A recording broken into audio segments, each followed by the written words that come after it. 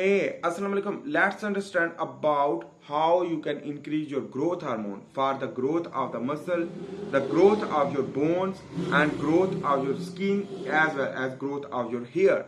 So how it is possible and how to activate, how to stimulate the growth hormone. So let's understand about that. Basically, the growth hormone released from the pituitary gland due to the certain type of the stimuli. The stimuli is different. For example, the stress stimuli and the hormesis. So let's understand about all these things. Basically, the growth hormone is anti-aging, and it will also grow your muscle, grow your bones, and all overall health will improve and muscle growth. So how we can spike the growth hormone? This is the important question. So basically, is the exercise. Number one thing is that exercise. Whenever you will exercise, so in this way your growth hormone will increase for repair of the muscle. So that is why whenever you will go to the sleep, so the growth hormone will increase. So the number one thing is the exercise, the two is the sleep. When you will sleep, so the recovery will trigger. So you should sleep 9 hours or 8 hours at least. So in this way you can improve your growth hormone. So in this way, whenever you will spike the growth hormone, in this way the muscle will grow, your bones strength will increase, even your endurance and strength of your muscle and stamina will build up. And that is the major thing. Basically, increase the growth hormone due to the exercise. In this way, the exercise also anti-aging, and on the other hand, the antioxidant. And important thing is that it will adapt your body, because the exercise is the hormesis. It is the minor stress in the gym, and whenever the recovery, so the recovery is the requirement. So sleep is very important, will lead to recover, and in this way the recovery time the growth hormone will increase. But important thing is that the growth hormone increase due to the insulin spike buffering. So the buffering of the insulin will spike the growth hormone. How it is possible? The sugary material like the sugary food, the refined sugar, processed carbohydrate, and the refined carbohydrate, and basically even complex carbohydrate, which that spike the insulin. When spike the insulin, that insulin will buffer the growth hormone. So the same thing is that both are anabolic, but the function is the different. Growth hormone is the different and the insulin is the different.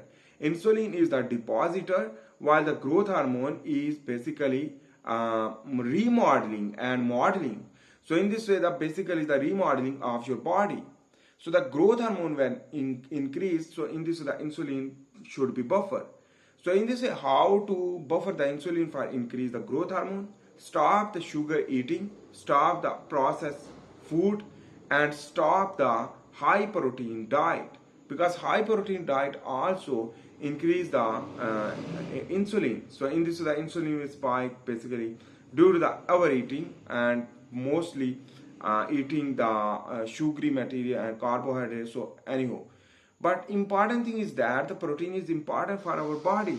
So why we should don't eat too much protein? Because our body also produce the non-essential amino acid, but essential amino acids you can consume less as compared to the fat. So you should adopt the ketogenic diet. And in this, the ketogenic diet basically contain 60% fat and 30% protein, while the 10% carbohydrate. Even you can zero carbohydrate, while the 30% protein and the 70% fat. Whenever you will intake the fat containing food, but the healthy fat, so in this the omega-3 and omega-6 fatty acid containing fat, which that basically buffer the insulin, because the one way to buffer the insulin while you eating is the fat. So fat basically buffer the insulin as compared to the protein and carbohydrate. So in this, the ketogenic diet is very important, will lead to spike the growth hormone due to the buffering of the insulin. Buffering of the insulin is very important.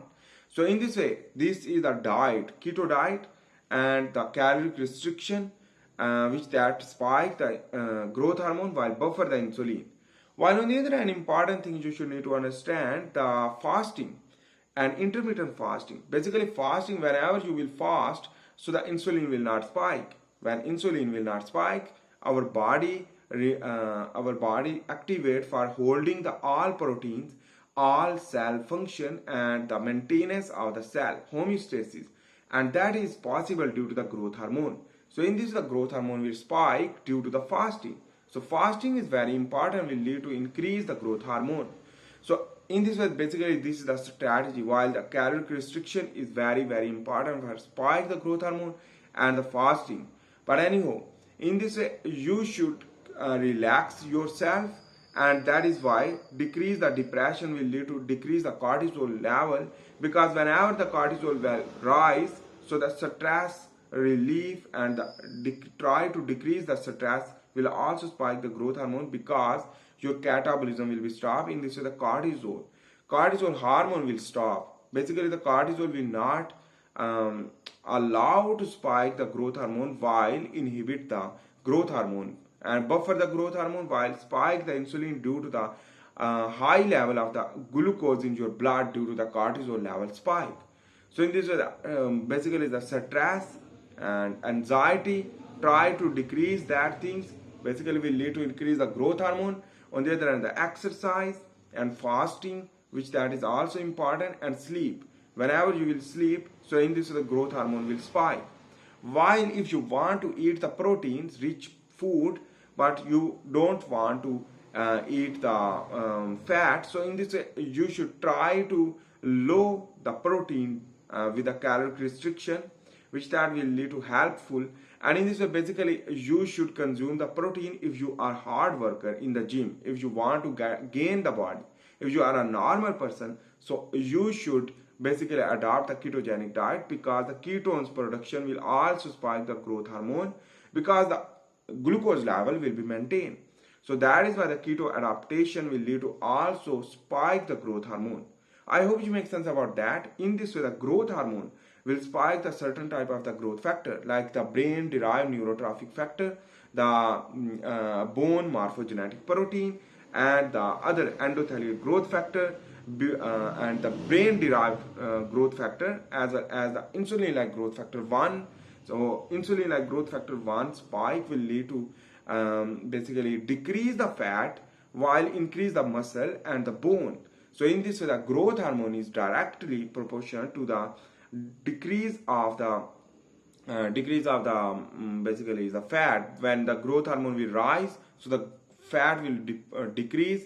So in this, the growth hormone also decrease the fat, while the fat will use to produce the cholesterol in the liver and produce more testosterone from the cholesterol.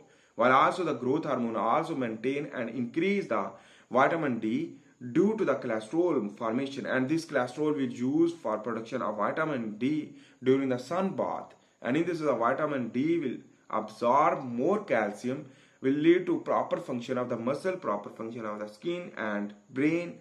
So in this, the ADHD will prevent due to the growth hormone spike.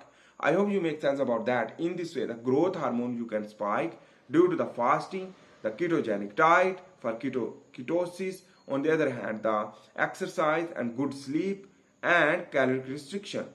I hope you make sense about that. If you like my video, please make sure to subscribe, like and share. See you in the next video for this and bye. Allah Hafiz.